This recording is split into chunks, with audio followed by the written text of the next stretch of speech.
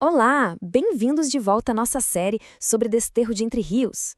Neste quinto episódio, a gente vai fundo em um tema que é, literalmente, a alma da cidade, as raízes da fé. Pois é, na nossa última conversa, a gente explorou as marcas profundas da escravidão e até o papel da igreja nesse contexto. Hoje, o nosso foco muda. A gente sai um pouco das estruturas sociais para mergulhar de cabeça no que formou o espírito da comunidade, a história da religiosidade local.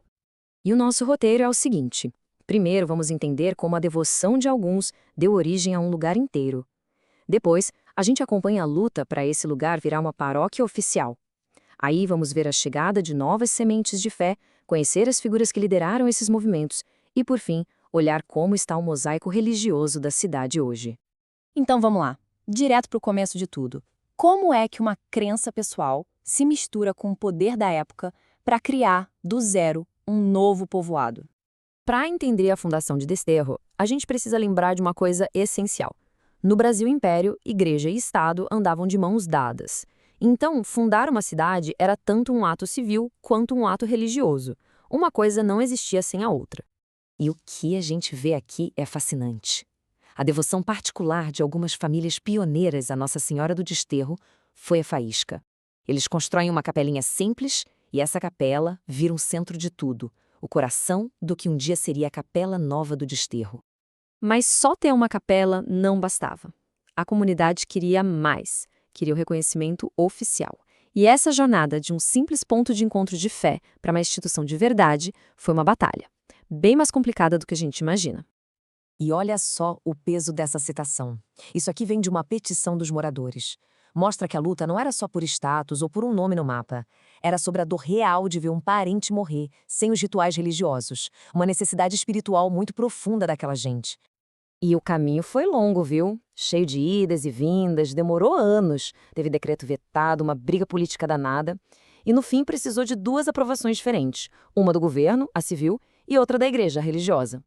E aqui está o ponto-chave para a gente entender a época. Um lugar, para existir de verdade, precisava de duas certidões de nascimento. A freguesia era o reconhecimento do império, uma divisão administrativa ligada a impostos e tudo mais. Já a paróquia era o selo da igreja que definia o território espiritual de um padre. Sem as duas, a comunidade ficava no limbo. Só que o cenário religioso de Desterro não ia ficar só na fé católica. Outras sementes estavam prestes a ser plantadas, trazendo uma dinâmica totalmente nova para a cidade. O ano de 1905 é um marco. É quando o culto presbiteriano chega na região. E tudo começa pequeno, com uma única família interessada. Uma sementinha que iria mudar para sempre a história espiritual de Desterro. E aí, em 1912, apenas 7 pessoas, 7 crentes, encaram a tarefa gigantesca de erguer o primeiro templo presbiteriano. Imagina a coragem desse pequeno grupo que, mesmo com toda a resistência da época, lançou as bases de uma comunidade que existe até hoje. E essa citação, de algumas décadas depois, mostra o resultado dessa jornada. A perseguição do começo deu lugar à aceitação e ao crescimento. É a prova da resiliência dessa nova fé que chegou para ficar. Bom, mas a história não acontece sozinha, né? Ela é feita por pessoas. E por trás de todos esses movimentos tinham líderes, figuras que guiaram a comunidade e deixaram sua marca. Vamos conhecer alguns deles. Do lado católico, 3 nomes foram cruciais naquela transição para a paróquia. O padre Mateus Pereira de Matos, que foi um dos primeiros a comprar a briga, o padre Damaso Pinto de Almeida Lara, que dedicou 40 anos da sua vida à comunidade, e o padre Antônio Lourenço, que foi o primeiro vigário oficial, cada um com seu papel fundamental. Agora, se tem um nome que ecoa forte pela história de Desterro, é o do Monsenhor Luís.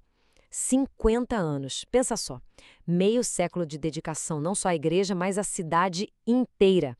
Ele se tornou um verdadeiro gigante na história local.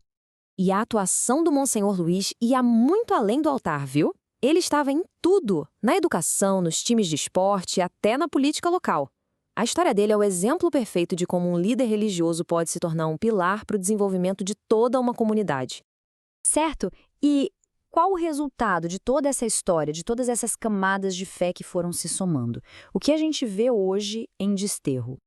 A própria arquitetura da cidade nos conta essa história. Se a gente olhar os templos mais antigos, vemos essa evolução. A matriz católica, que foi reconstruída, a Igreja do Rosário, que deu lugar a uma nova, e a Igreja Presbiteriana, que hoje é o prédio religioso mais antigo ainda de pé. As paredes contam a história. E o resultado hoje é essa comunidade cristã super diversa e vibrante. Junto da histórica comunidade católica, muitas outras floresceram. Presbiteriana, Assembleia de Deus, Batista e várias outras, cada uma adicionando uma cor a esse grande mosaico de fé da cidade. No fim das contas, o grande legado é essa jornada. A cidade saiu de uma fé única, oficial, ligada ao Estado, e chegou a uma comunidade onde diferentes formas de crer convivem com respeito. Uma transformação que foi construída ao longo de mais de um século.